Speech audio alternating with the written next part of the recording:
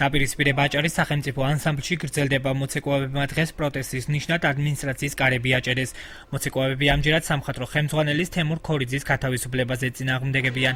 ისინი სახელმწიფო ანსამბლის დირექტორის ავთანდილ ჭოლაძის უფლებამოსილების საკითხის დასმას მოითხოვენ. დღეს რეპეტიცია მიმდინარეობდა ჩვეულებრივად.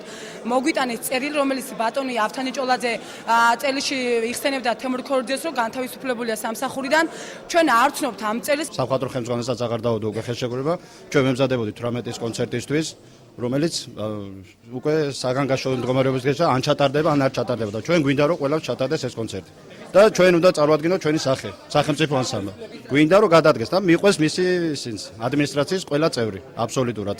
აჭარის სახელმწიფო ანსამბლის ადმინისტრაციაში აცხადებენ, რომ სამხატვრო ხელმძღვანელის გათავისუფლება 24 დეკემბერს თურქეთის რესპუბლიკაში გასტროლზე 2 სტაჟიორის წაყვანამ გამოიწვია. ავთანდილ ჭოლაძის განმარტებით მას მეზობელი ქვეყნიდან უწყება მიუვიდა, სადაც ნათქვამია, რომ ერთ-ერთმა მოცეკვავემ გასტროლის დროს ხულიგნობა ჩაიდინა, რამაც ანსამბლის იმიჯი შელახა. უფლებამოსილებას გადააჭარბა სამხატვრო ხელმძღვანელმა.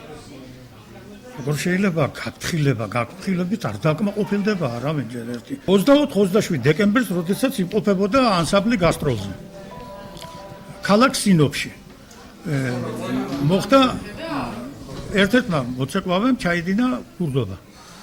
მოიპარა რაღაცა ნივთი მაღაზიაში რა და დააკავა პოლიციამ. შედგა სასამართლო. ეხლა კიდე ხვალ უნდა შედგეს მეორე სასამართლო და ეს არის ძალიან ცუდი ფაქტი. გასტროლზე ადმინისტრაციისგან გვერდისავლის სტაჟიორების წაყვანის ფაქტს ადასტურებს ყოფილი სამხატვრო ხელმძღვანელი თემურ ქორიძე, თუმცა იქვე განმარტავს, რომ ხულიგნობის ფაქტზე გამოძიება მიმდინარეობს და მოცეკვავის ბრალეულობა ჯერ არ დამტკიცებულა. იყო ანსამბლი ახალი ჩასული, იქ კონცერტიც არ იყო მიცემული და ესეთი გაუგებრობა სრული აიმ სიტყვის მნიშვნელობით მოხდა შეემთხვა ბავშვს. ყველა ადამიან შეუულია, რომ ესეთი შემთხვევა შეემთხვას. მოხდა და დაველოდოთ გამოძიებას. ფაქტთან დაკავშირებით აჭარის განათლების სამინისტროში განსხვავებულ ინფორმაციას გვაწვდიან. უწყებაში აცხადებენ, რომ სამხატვრო ხელმძღვანელის გათავისუფლება ხელშეკრულების ვადის ამოწურვამ განაპირობა. საზოგადოებასთან ურთიერთობის სამსახურის უფროსი თია ვადაჭკორია ამბობს, რომ ანსამბლის ხელმძღვანელის გათავისუფლების თანამდებობაზე სამინისტროში განაცხადი არ შესულა. ჩვენთვის ცნობილი გახდა ხელშეკრულება შეუწყდა ანსამბლის სამხატვრო ხელმძღვანელს. ოღონდ ეს არის ხელშეკრულება შეწყდა ვადის გასulis გამო. რაც შეეხება დირექტორის გათავისუფლებასთან დაკავშირებით სამინისტროში საქმის წარმოება დაწყებულია, რადგანაც განცხადება შემოტანილი არ არის არც ერთი მხარიდან.